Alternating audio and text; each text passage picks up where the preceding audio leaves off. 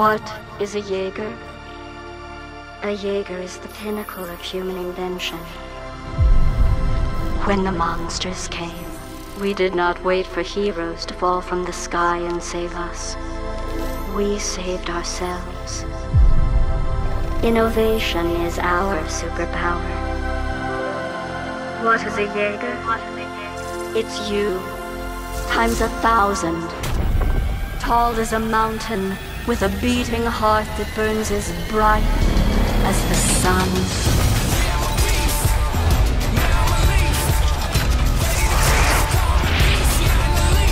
Enabling us all to become the most heroic version of ourselves.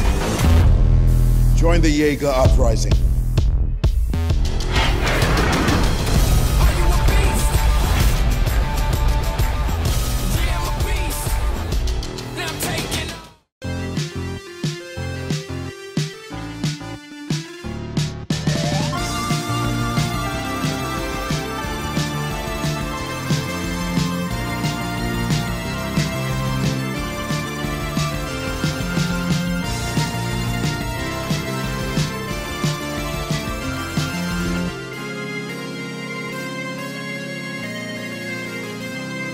Bonjour à tous et bienvenue dans Tokuscope, votre émission sur la science-fiction japonaise et le tokusatsu. Comment vas-tu mon cher Jordan? Bah écoute, il fait un peu froid mais ça va. Donc par contre, dis-nous, qu'est-ce qu'on fait dehors? Je pensais qu'on avait changé de décor exprès. Qu'est-ce qu'on fait dehors? Alors nous sommes dehors, la lumière vient juste de s'allumer pour nous, c'est magnifique. Donc nous sommes 5 ans plus tard devant le poster de la suite de Pacific Rim. Donc Pacific Rim Uprising, qui n'est pas signé cette fois Guillermo del Toro mais Steven S. The Knight. Donc le film de kaiju annuel est arrivé. L'année dernière c'était Kong Skull Island et cette année la nouvelle prod Legendary est derrière nous. Ah mais il y a Rampage aussi cette année. Ouais, ça c'est pas Legendary mais c'est Warner. Mais moi aussi je suis assez chaud moi aussi. Donc cette année, 5 ans plus tard, on va aller voir Pacific Rim Uprising, un film qu'on attendait avec beaucoup d'impatience mais aussi avec une pointe de scepticisme pour plusieurs raisons.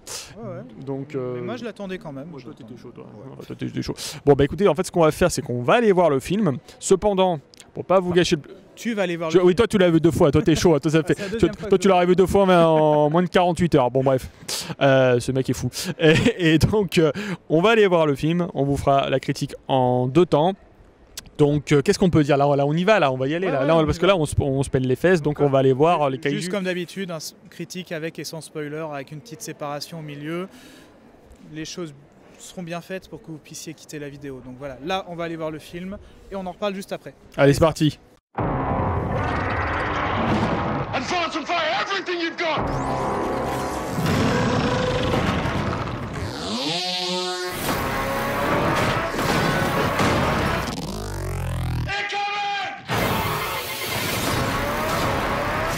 Stand by for this!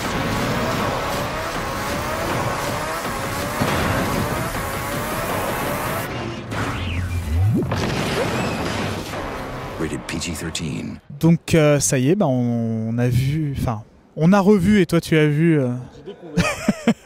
Pacific Rim Uprising de Stephen S. The Knight. Avant de faire la critique, le pitch vite fait, c'est moi qui m'y colle. Donc tu vas me dire si je me trompe. On est 10 ans après le premier film, donc le film de Guillermo del Toro. La brèche a été colmatée. Les kaiju ont été éradiqués, on va dire ils ont été éradiqués. Et du coup, on suit une toute nouvelle équipe, donc qui est dirigée par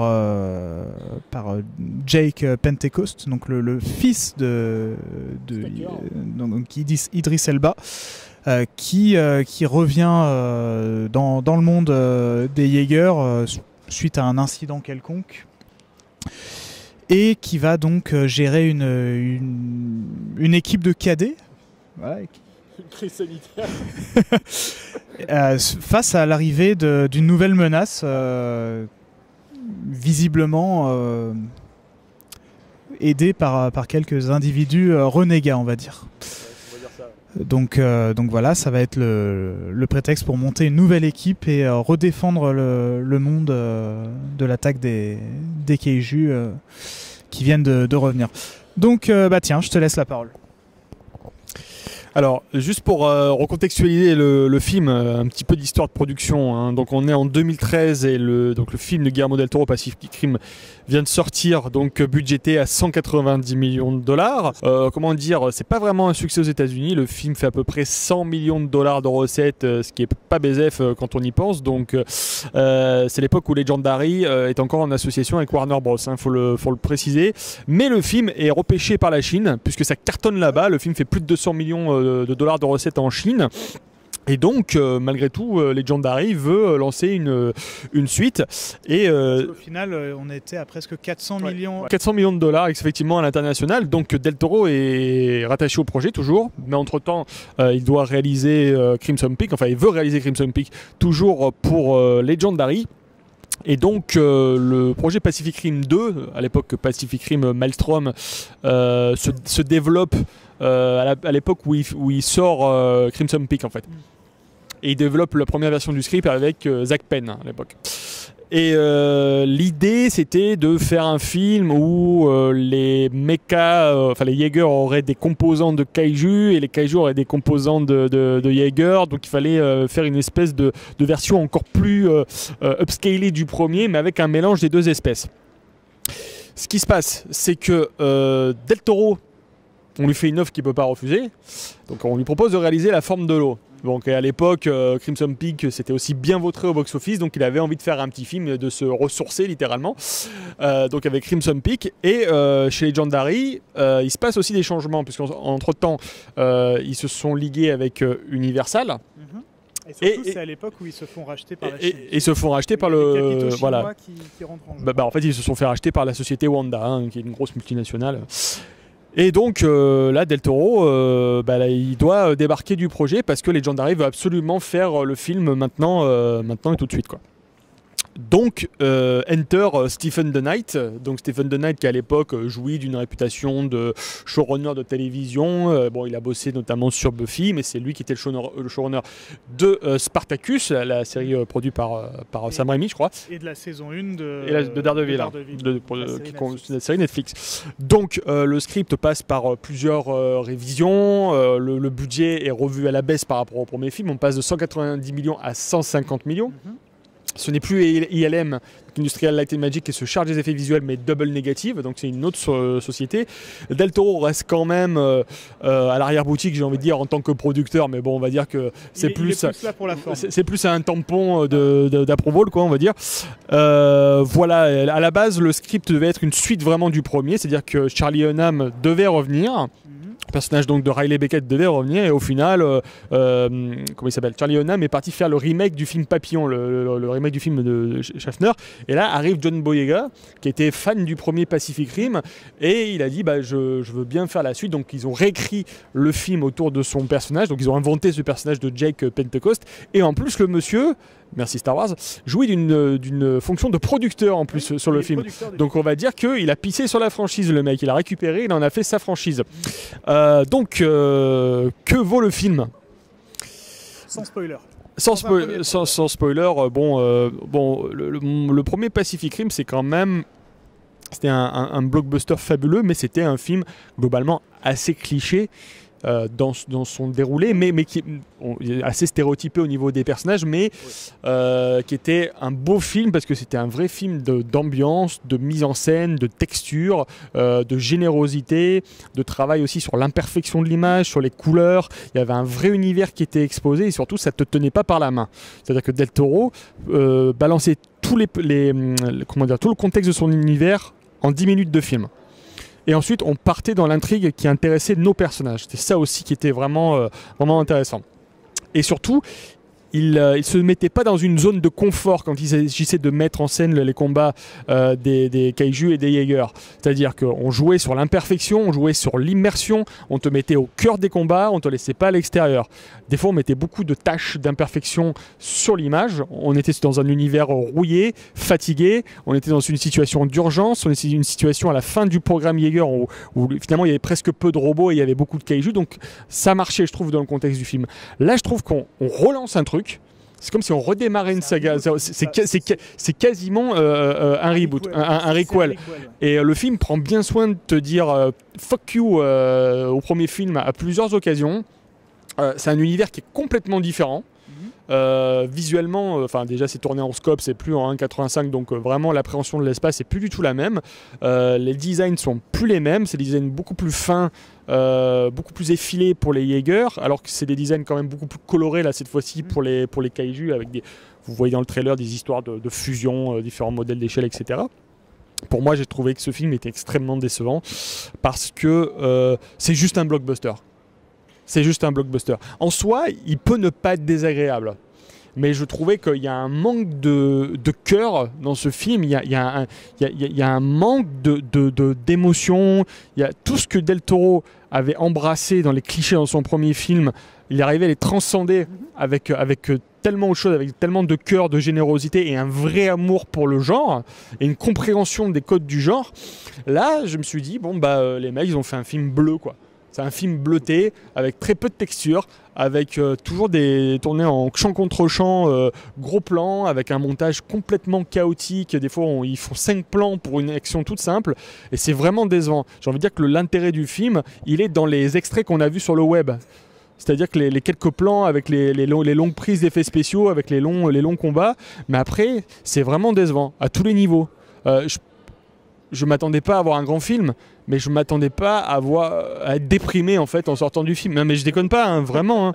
C'est vraiment dingue. Même au niveau de la photo, ils sont allés chercher Dan Mindel, qui est le chef-op de J.J. Abrams et de Tony Scott. Eh ben, on se retrouve dans une photo à la Tony Scott et à la J.J. Abrams par moment, mais sans la spécificité de ces deux réals-là. Moi, des fois, je me croyais dans le final du premier Star Trek avec ces longs réseaux de tuyaux, ces verts très saturés, ces jaunes un peu pisseux et tout ça, qui étaient bien dans l'univers Star Trek, j'ai envie de dire, par rapport à ce que ça montrait. Là, on a l'impression à la fois même au niveau des décors, des fois, tu as l'impression de voir l'Enterprise quand même. Ouais, mais c'est bizarre. En plus, c'est bizarre parce qu'on te dit, ouais, c'est un monde apocalyptique en paix. Qui aurait été racheté par la Chine. Métaphore. Tiens, vas-y Adrien. Il faut que je calme le jeu, ça va pas marcher. Il faut savoir que moi je l'ai vu aussi avec Jordan en jeu de presse, donc c'est la deuxième fois que je le vois aussi. Voilà. Et ça ne s'arrange pas. Voilà. Non mais il fallait se faire tourner en deuxième avis, je pense. Voilà. Je pense que c'était aussi un peu trop tôt pour le voir tout de suite. 2 semaines après peut-être le temps de souffler. Mais oui, effectivement, c'est dur de voir ce film-là. On a vu le premier, on a revu le premier il y a un mois là. Et, il faut savoir que le premier n'a pas ou très peu vieilli. Enfin, je veux dire, il sortirait aujourd'hui, ça serait la même chose en fait. Tout est volontairement un peu crade, un peu, comme tu dis, un peu rouillé, tout ça. Il y a une véritable identité graphique qui s'impose quand tu le vois, ce film. C'est le God Tech, ce que Del Toro appelle le God Tech. Voilà, exactement. Alors que là, on est dans random blockbuster comme ça. Enfin, on pourrait regarder ce film comme on peut regarder un Transformers ou un Michael Bay ou un Emmerich, n'importe quoi. Voilà. Et non, on perd l'identité de Del Toro. On perd la beauté du plan, de l'univers qui avait été établi. Ouais, voilà. Et c'est triste. Voilà. Donc malheureusement, ce film est un gros fucked up au premier film. C'est triste, vraiment. Parce que voilà, on a quelque chose d'uniformisé, c'est de la soupe. On regarde quelque chose qui, oui, c'est beau visuellement, c'est de la publicité. C'est réalisé par un gars qui, ça pourrait être fait en studio par n'importe qui, voilà. Il n'y a pas de réelle identité à ce film. C'est triste, voilà. Et je reprends un peu ce que disaient les Japonais, dans les années 80, quand ils ont fait les Godzilla de l'ère SCI. Ils tournaient en 85 pour pouvoir filmer de manière cohérente les bâtiments qui, depuis les années 60, étaient devenus beaucoup plus hauts. Del Toro ne fait que du 1,85, si je me souviens. Et ça participait aussi à cet effet de gigantisme. C'est qu'on ressentait vraiment la hauteur des Jaeger, la hauteur des kaiju, les immeubles autour, voilà. Alors que là, effectivement, le scope, c'est très beau. Je suis un grand fan du cinémascope, hein, mais pour un tel film, pour un tel univers, ça ne marche plus très bien. Enfin, les Jaegers sont aplatis, ils sont fins, ils sont... Tu le vois des plans du haut, en fait. Tu le vois des plans... voilà. Alors, niveau destruction, on est servi. Il y a tout ce qu'il faut. Enfin voilà, ça se fight, ça s'écroule. Voilà. On ressent toujours le fait que les Jaegers soient pas totalement fluides aussi. Enfin voilà, c'est à part quelques-uns, vous saurez pourquoi dans le film, sans spoiler évidemment. Voilà, mais voilà, tous les Jaegers, on sent qu'ils sont qu'il y a du mécanisme, que ça bouge un peu, enfin même si c'est rapide, que ça bouge quand même avec difficulté. Enfin voilà, il y a du poids. Il y a du poids, voilà. Enfin voilà, ça a été quand même assez bien conservé. Il y a beaucoup de, enfin j'ai vraiment fait le rapprochement avec Evangelion pour le coup, parce que là, le fait que les Jaegers soient assez colorés, tout ça, assez fins. Enfin voilà, ça fait très Evangelion, ce qui est pas pour me déplaire, hein, vraiment esthétiquement c'est vraiment pas mal, mais enfin voilà, pour le niveau, au niveau de la photographie par exemple, Del Toro avait compris que ces kaijus ils sont très très beaux, mais de nuit ils passent bien parce qu'on les voit pas de manière nette. La texture rend mieux de nuit, et là on est en plein soleil, il n'y a pas d'ombre. Il y a parfois pas forcément beaucoup la profondeur de champ qu'il faut. Enfin voilà, on en voit trop, pas assez. La texture, le grain est plus là comme il faut. Enfin voilà, ça fait beaucoup trop numérique. Là, et les parties bioluminescentes ne fonctionnent plus du tout en fait. Mais voilà, là où ça fonctionnait avec la nuit, enfin là, on te rajoute du flair comme ça, par-ci par-là. Enfin, le flair c'est très beau. Enfin voilà, J. Abrams s'en fait, c'est cool. McTiernan en faisait, c'était très bien, mais le flair doit avoir une justification dans l'histoire. Il faut pas que ça arrive n'importe comment comme ça à l'arrache. Il y a une seule séquence de nuit qui aurait pu être très bien, mais elle est gâchée par le montage totalement foireux, épileptique. Enfin, je veux dire, non, mais il n'y a pas de point de vue dans le montage, pas de point de vue dans le cadre. C'est un amas d'images comme ça qui est un peu désorganisé. Enfin, un peu informe. Voilà, ça ressemble plus à grand chose, voilà, malheureusement. Donc pour moi, c'est allez le voir parce que ça reste quelque chose de divertissant, moi je dis. Enfin voilà, mais vous attendez pas à voir quelque chose aussi énorme que le premier, parce que le premier, on avait vraiment, c'était vraiment un délire d'enfant. Del Toro voulait refaire ce que lui voyait quand il était gosse, et là on se retrouve avec quelque chose qui est réalisé par des gens qui n'ont pas compris le contexte, qui n'ont pas compris ce que c'était que faire un film de robot géant ou un film de kaiju Ega, voilà. Donc voilà. Jordan ? Je vous rejoins sur le fait que c'est surtout toi, Adrien, qui disait que le film c'est de la soupe. Moi je dirais pas que c'est de la soupe, plus que c'est un Marvel. Enfin, c'est une marvellerie. C'est-à-dire que c'est devenu un produit de consommation. Mais au sens péjoratif du terme. C'est-à-dire que tu vas voir le film comme tu consommes un McDo. Mais clairement. Ça te rassasie sur le coup, et puis après tu dis ah bah finalement je m'en ferais bien un autre. Et ça se voit à tous les niveaux. Ça se voit déjà au casting. Le problème du film, c'est que tu as le tout Hollywood dans le film. T'as tous les mecs qui ont marché plus ou moins, enfin qui ont bossé dans des films qui ont plus ou moins marché, ou qui ont plus ou moins une certaine aura éphémère ou non. Dire Boyega, il est juste là parce que, comme tu le disais, il a fait Star Wars. Dire il aurait pas fait Star Wars, je suis pas sûr que c'est le mec qu'ils auraient été chercher pour faire ce film. J'avais envie d'aimer de ce film. À l'heure actuelle, je sais pas si j'aime le film. Tu vois, je pensais qu'une deuxième vision allait me permettre de nuancer le jugement, et puis en fait, non. Non, en fait, parce que il y a des bons points, enfin il y a des bonnes idées, il y a vraiment des bonnes idées où tu te dis ah ils sont partis là-dedans. Ça c'est cool. Ouais. Et puis juste après t'as la blague ou le truc qui désamorce. Voilà. Et tu te dis putain mais pourquoi vous avez fait ça, ça partait bien. Le désamorçage. C'est ça, et t'as vraiment des fois des prises de position qui sont réellement couillues. Enfin faut le dire. Après qui peuvent gêner les fans du premier film. Clairement, parce que c'est assez radical par moment, mais on dit merde quoi. Et pourtant j'ai du mal des fois avec le premier film, hein, parce qu'il y a quand même des trucs qui sont un peu cons dans le premier film.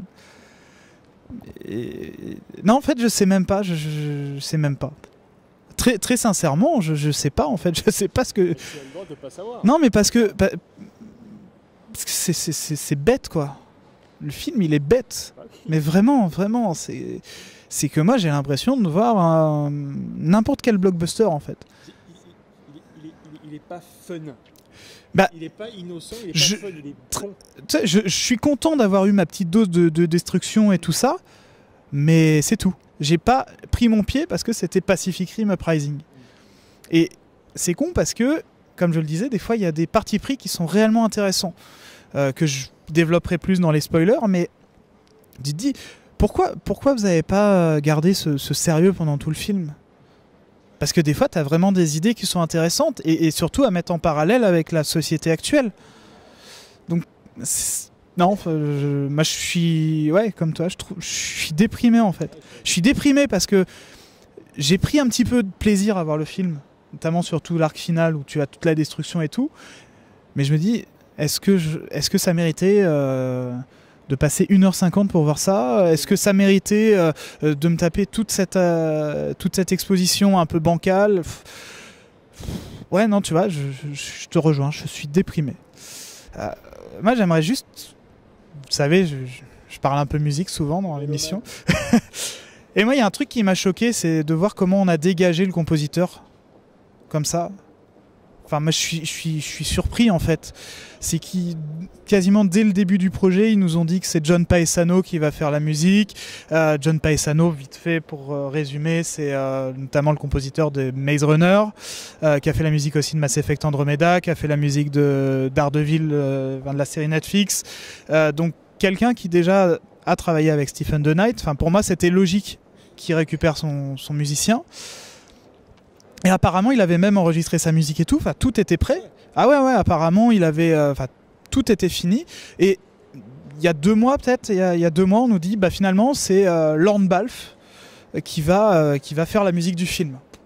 Lorne Balfe, qui est un compositeur, un collaborateur de Hans Zimmer, notamment, qui a travaillé sur Lego Batman, sur Beyond Two Souls, sur pas mal de productions mises en musique par Zimmer et tout ça. Sur Ghost in the Shell. Hein, ouais, c'est un de ses bras droits, un de ses généraux actuels. Et je me suis dit, pourquoi ils n'ont pas repris Djawadi si c'était pour reprendre un mec de Zimmer? C'était un peu bête. Et puis finalement, la musique... elle est inexistante dans le film. Elle est inexistante aussi parce qu'il n'y a pas d'espace pour la musique. C'est ça. Et le problème, c'est que moi, je suis assez fan du travail de Zimmer, souvent. Enfin, voilà. Et là, je suis obligé de le dire, quoi. Faut arrêter de faire du Zimmer. Faut arrêter de foutre la musique de mecs à la Zimmer en permanence. De la musique de Tron Legacy, par exemple. Mais c'est ça. Ça se voit que la musique elle a été faite à l'arrache et surtout ça se voit que la musique elle a été faite pour être conditionnée parce que la musique de Zimmer elle marche, parce que tout le monde fait appel à Zimmer et moi j'en ai vraiment marre qu'on nous ramène toujours les mêmes thèmes, toujours les mêmes musiques, toujours il y en a sérieusement, franchement, écoutez les musiques de la trilogie du labyrinthe du Maze Runner. Dire, Paesano aurait pu faire un truc de fou. Dire pourquoi est-ce qu'on a été nous dégager le mec pour nous foutre le compositeur qui cachetonne parce qu'il faut faire des trucs à l'arrache. Ou à la limite, j'aurais voulu revoir Djawadi, quoi. Quitte à repartir dans le son Zimmer, ils auraient pu nous reprendre Djawadi, quoi. Le premier thème de Pacific Rim, même s'il faisait très Iron Man, il était quand même entraînant, tu la sentais la musique, il avait quand même un impact sur... Et là, tu vois, le thème de Pacific Rim, il est utilisé n'importe comment dans le film, n'importe comment. La seule fois où on l'entend, c'est même pas Lorne Balfe qui le reprend. C'est un remix fait par un autre mec. Tu sens qu'il a été mis là parce que ça faisait partie du cahier des charges.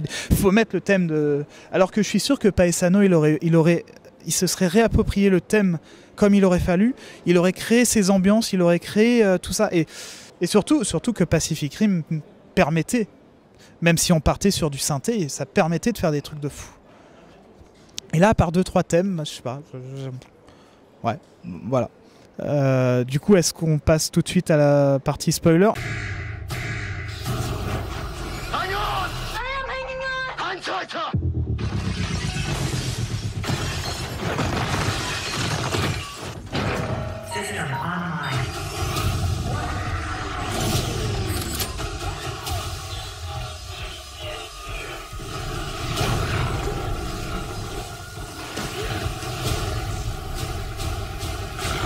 hell of a rush, wasn't it? Rated PG-13. On lance la partie spoiler. J'ai pas envie de commencer. Parce que j'ai trop de trucs à dire et j'ai pas envie de commencer. Non, vas-y, Adrien. Honneur aux jeunes. Donc on revient sur le film. Il y a beaucoup de choses qui m'ont déplu parce que oui, en effet, moi je fais partie de ces fameux fans de Pacific Rim du premier dont tu parlais, Jordan. Déjà, donc on retrouve cette idée de les Jaegers qui sont en moitié kaiju, les kaiju à moitié Jaeger, etc., etc. Ça a amené d'une manière un peu particulière, c'est que le Jaeger qu'on voit, le Jaeger dissident qu'on voit dans les trailers, Obsidian Fury, est un kaiju en fait. Il se comporte comme un kaiju, il sort de l'eau comme un kaiju, il rentre dans l'eau comme un kaiju, et voilà, et en fait à l'intérieur c'est un kaiju qui le pilote, c'est un cerveau de kaiju qui s'approprie le Jaeger. Ce qui est pas une mauvaise idée en soi. Et en fait ça a justifié le fait que lui en l'occurrence il puisse se déplacer de manière différente, il puisse avoir une conscience particulière, enfin voilà, ça... Fondamentalement méchant. Voilà. Qu'il soit fondamentalement méchant. Qu'il n'y ait aucun répit. Non mais c'est vrai, c'est que même dans la psychologie, c'est un kaiju. Il est là pour détruire, point. Et il ira au bout de son objectif. Non mais tout à fait. Voilà. Après bon, pareil aussi, le Fury m'a bien plu quand même parce que il avait quand même un joli design. Voilà, il rappelait un peu Gypsy Danger par moment et tout ça. Non, et le fait qu'il se retourne comme ça, qu'il retourne son corps comme ça, un peu à la Mechagodzilla, qu'il ait un laser qui sorte du torse, comme ça rappelle vraiment Mechagodzilla. Ça, pour le coup, c'était pas pour me déplaire. Voilà. Après, truc tout bête, on est 10 ans après le premier film. Pourquoi ils construisent encore des Jaegers? On est d'accord. Parce que c'est la Chine, mec. C'est la Chine qui a racheté le monde. Attends, je te coupe, mais on est d'accord. Tout l'intérêt du film, tout le scénario tourne autour d'une création de drones, de Jaeger, parce que les pilotes sont un peu... ouais, c'est has-been, et du coup, faut passer à la technologie, ce qui est une très bonne idée, qu'on a déjà vu dans plein de films, mais c'est une idée comme une autre.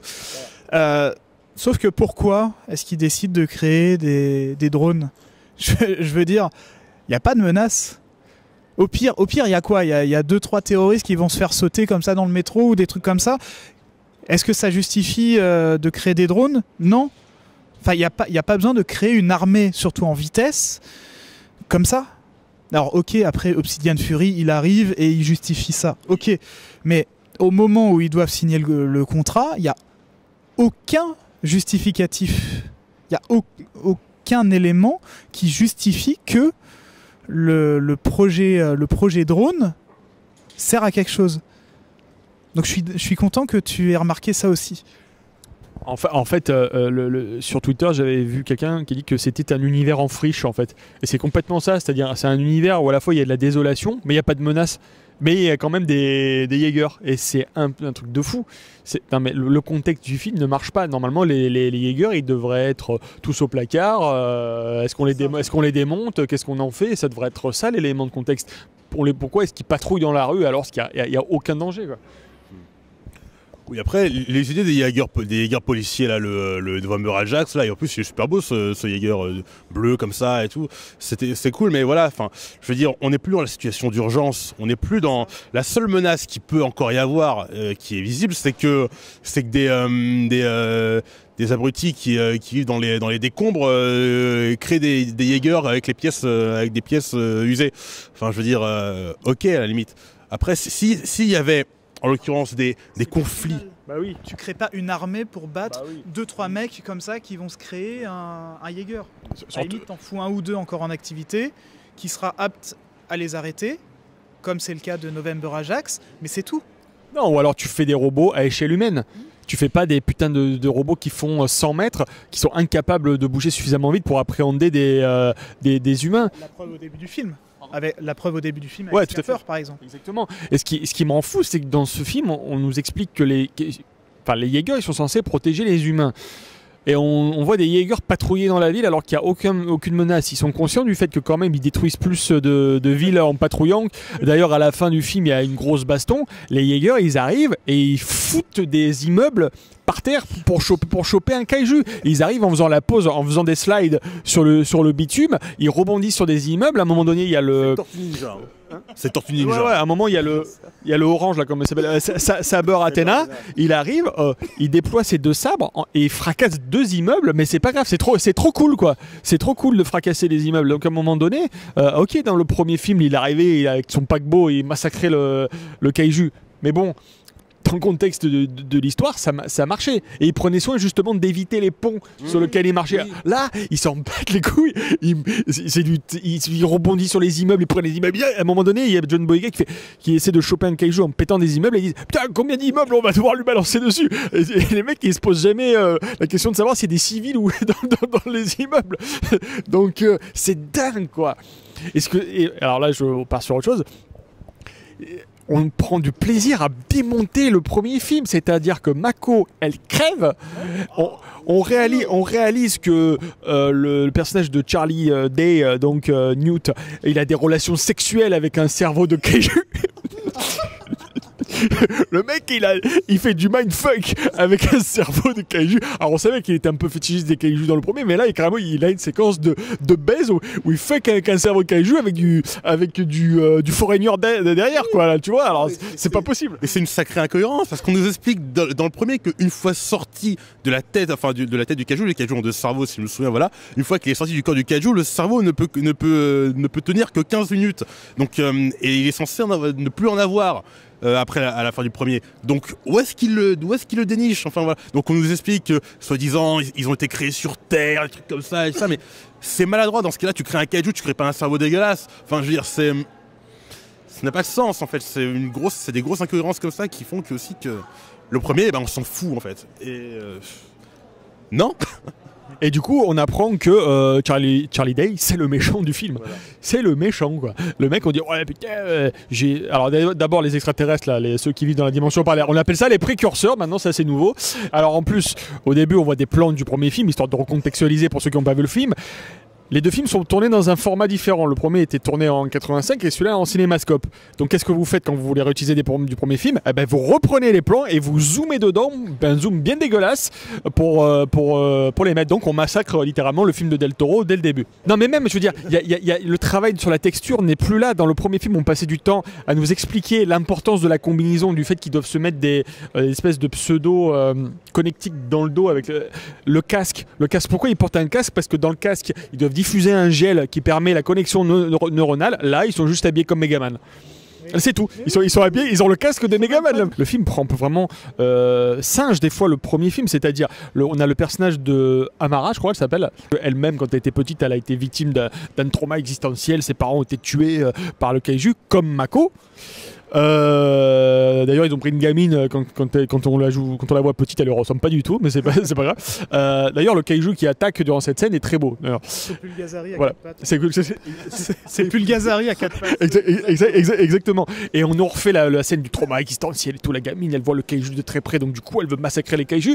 Sauf que là, ça se passe encore une fois pendant une séquence où John Boyega et elle essaient de se connecter, mais ça fonctionne pas. Sauf que dans le premier Pacific Rim, quand il y avait cette scène, Mako, elle risque de détruire tout le Shatterdome. Là, ils sont juste dans un hangar en train de faire des tests. Ouais, bon, on est en train de faire des tests de connexion. Et là, elle se souvient de son trauma, mais c'est juste pour lui expliquer d'où elle vient. Mais ça n'a aucun enjeu. Ça n'a aucun. C'est de l'exposition. Oui, le film. C'est l'origin story, tu vois. Il faut mettre une phase origin story pour expliquer. Mais ouais, mais ça n'a aucune incidence finalement. Non, et le film démarre sur les chapeaux de roue avec pas mal d'action. Donc on dit, ça va être super rythmé et tout. Et à un moment donné, les mecs, ils arrêtent le récit pour t'expliquer, te recontextualiser pourquoi il y a des brèches. Alors, on sait plus jamais pourquoi il y a des brèches. Il y a juste des brèches de partout dans le monde, à Taïwan, en Russie, de partout. Et ça sert à rien. C'est juste c'est dingue, c'est pas très bien expliqué. Après, le gros kaiju final est très beau, mais encore une fois, il a tellement peu de consistance. Il est juste à la fin. Et puis, bien sûr, à la fin, on apprend que le mont Fuji contient des éléments terrestres spécifiques. C'est le centre du monde. Donc, du coup, tout se passe au mont Fuji à la fin. En fait, depuis le début, il nous explique que depuis le début, même dans le premier, tous les kaiju en fait doivent se rendre au Japon en fait. Ils convergent tous vers là-bas. Donc... pourquoi pas? Alors, c'est un hommage aux monstres japonais. Pourquoi pas qu'ils iraient au Japon? Ils connaissent rien, c'est ça qui me gêne. C'est pour ça qu'il débarque à Hong Kong. C'est pour ça qu'ils débarquent à Hong Kong, là, et comme par hasard.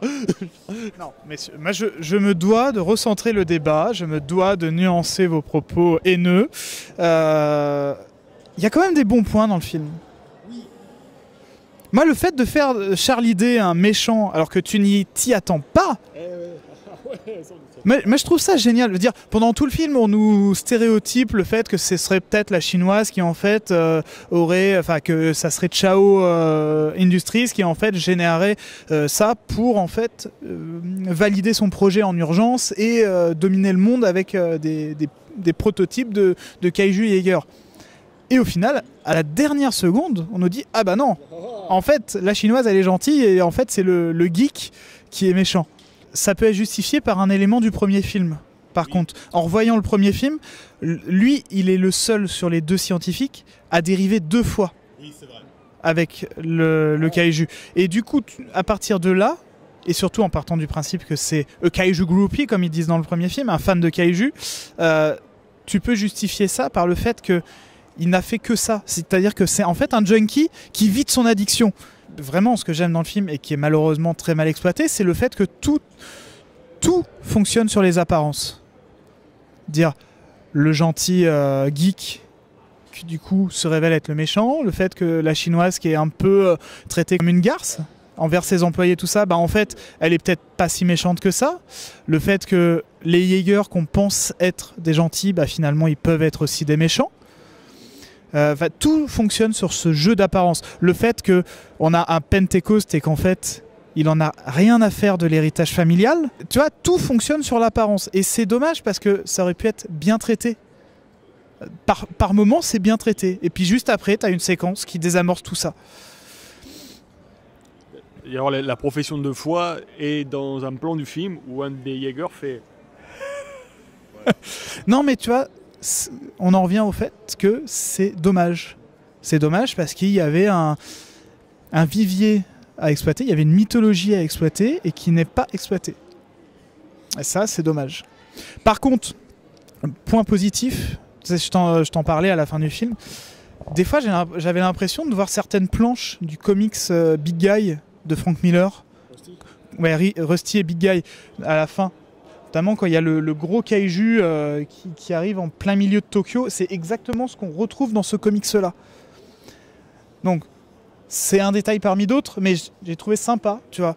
Le combat final, je l'aime bien, mais parce que j'ai envie d'avoir ma dose de destruction, tu vois. Pas parce que je suis content de voir ce final à Tokyo, qui est totalement... Oui, pourquoi Tokyo? Pourquoi pas, mais c'est tout. Il n'y a pas... à part te dire, ah bah oui, mais c'est japonais à la base, donc on va faire ça à Tokyo, bah...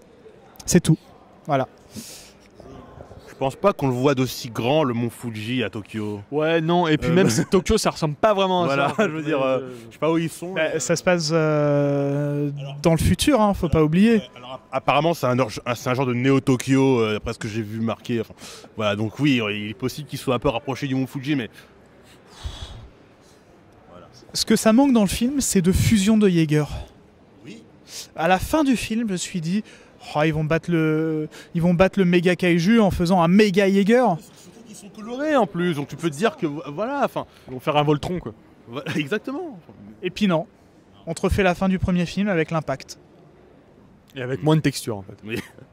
Après, tu vois, moi, le fait que ça se passe de jour, ça me dérange pas parce que j'avais beaucoup de mal avec certaines textures du premier film. Dire pourquoi ça se passe toujours de nuit, pourquoi ça se passe toujours dans l'eau, pourquoi ci, pourquoi ça. On savait que c'était pour justifier d'un certain manque de budget par moment, pour justifier des textures qui n'auraient pas forcément été trop lisses ou trop parfaites dans un décor en plein jour. Moi, ça me dérange pas plus que ça. Après, oui, ça reste plat. Voilà. Et encore, oui, ça reste une marvelerie. Tu vois, je repense à cette... moi, je vais m'arrêter là-dessus après. Je pense à ce plan, cette scène très courte du premier Pacific Rim où ils font péter une bombe nucléaire dans l'eau. Où à un moment donné, on a une vague qui fait dégager toute l'eau et toute la faune aquatique. Et ensuite, on a l'onde de choc qui revient.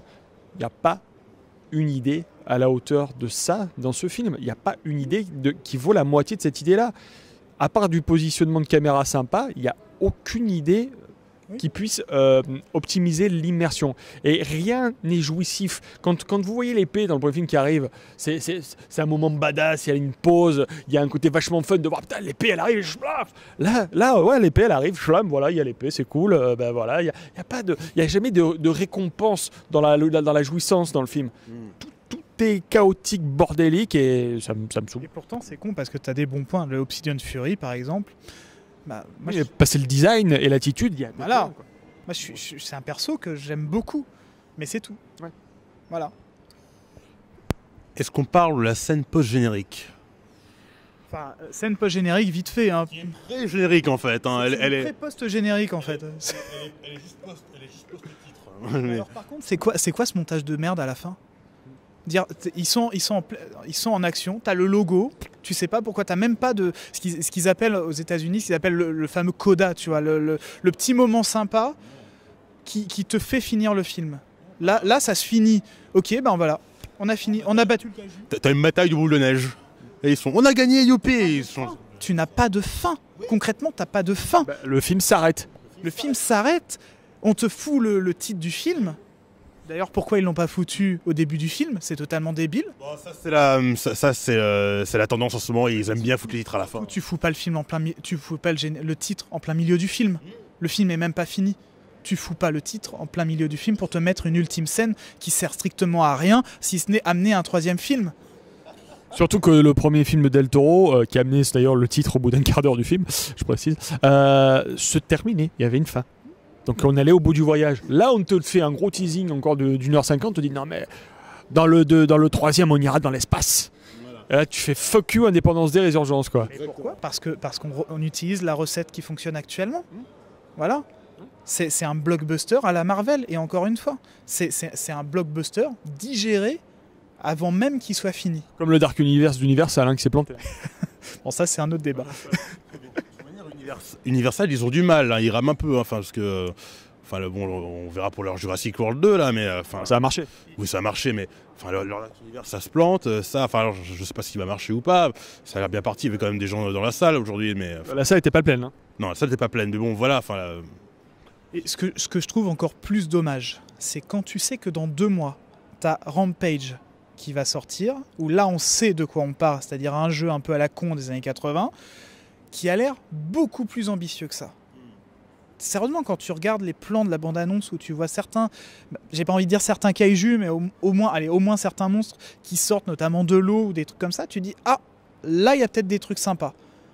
Et là, qui est censé être une franchise qui s'installe, soit qui est déjà plus ou moins installée avec un univers que tu es censé connaître, et des codes qui finalement fonctionnent très bien en tant que tels, sans forcément devoir faire appel à une autre connaissance de blockbuster digérable, bah ça fonctionne pas. Ça fonctionne pas.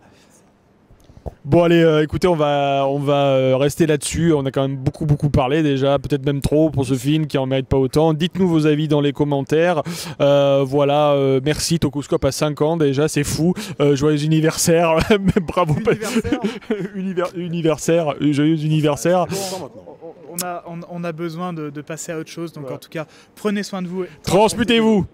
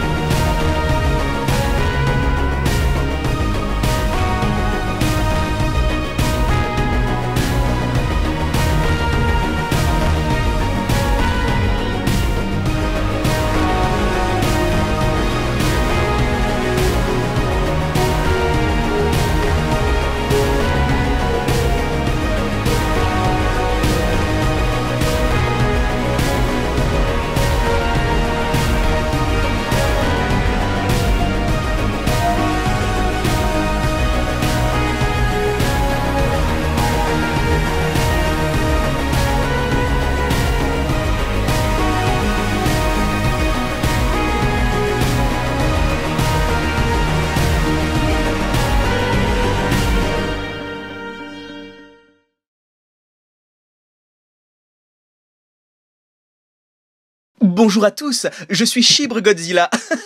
Non, je déconne, je suis Guillaume Lopez. Je veux pas passer par 4 chemins, et au risque de choquer la fanbase du premier, j'ai adoré ce Pacific Rim 2. Il y a tellement de façons d'aimer un film que d'un avis à l'autre ça peut paraître absurde pour le peu qu'on n'ait pas la même sensibilité. Faut savoir que j'étais fan du premier, mais que ma mémoire avait lavé tous les défauts, genre les dialogues kitsch en crevé, le fait qu'au final il y ait pas beaucoup d'action, le choix de mise en scène assez discutable comme l'introduction de différents Jaegers à peine exploités et vite expédiés, et surtout beaucoup de personnages insupportables comme les 2 scientifiques, les comic relief. Du coup, le fait d'en faire des personnages centraux du second film pouvait faire peur sur le papier, mais l'exécution est cohérente et soignée. Et surtout, les actions enclenchent un dynamisme pour mettre en scène des affrontements. Et quel affrontement! Ce film est un petit bijou de mise en scène. Je n'ai jamais vu de combat de monstres aussi impressionnant que depuis Gamera 3. On se rapproche du fun assumé d'un Skull Island, mais là on atteint des proportions absolument incroyables. Et les enfants qui pilotent les robots m'ont fait penser direct à du Evangelion ou du Brain Power, ou encore The End of Evangelion avec une escadrille d'Eva Ryusanki, les Eva blancs venus pour détruire la base des gentils. Sinon, les scènes burlesques font écho à Getter Robot, plus précisément Shin Getter Robot, avec des armes disproportionnées, des combos d'attaque what the fuck. D'ailleurs, faut absolument que vous voyez ça. Bref, en plus d'être fan de kaiju, on a des designs et des gâteilles de créatures somptueuses. Vous l'aurez compris, en termes de démesure, ce film c'est du jamais vu. On dépasse l'ampleur d'une bataille de mêlée dans Tokyo, au-delà d'un Final Wars. C'est pour dire à quel point on en prend plein les yeux sans jamais perdre une seconde l'action. Le film aurait pu être brouillon, mais c'est tellement lisible. D'ailleurs, je remercie Pacific Rim 2 de nous montrer des scènes de jour. Que ce soit robot contre créature, les FX sont miraculeux. Puis on a cet humour décomplexé. Pas celui d'un Marvel aux propos généralement portés sous le pantalon, mais plutôt quelque chose qui est pris au second degré et qui s'assume comme tel. Par exemple, un discours de motivation des troupes, plutôt kitschou, se retrouve désamorcé avec l'excellente Kylie Spaney, qui forme un duo en parfaite osmose avec cet acteur que j'adore de plus en plus, John Boyega, qui nous avait livré une excellente performance dans Détroit. Dans Pacific Rim 2, c'est plus un personnage qu'on peut retrouver dans Star Wars 7, ce qui me va tout à fait tant l'humour est toujours en cohérence avec la gravité de la situation. Tous les personnages à leur manière sont touchants et on reste pas 30 minutes sur leurs problèmes. Il y a une réelle envie de ne pas prendre le spectateur par la main et c'est sans larmes forcées que tous arrivent à surpasser leur douleur. Un film totalement neketsu, drôle, touchant, bien rythmé avec des FX de malade et une histoire qui ajoute un peu plus de fond à la mythologie du premier Pacific Rim. Bravo au réal et à son équipe, maintenant j'attends la suite avec impatience.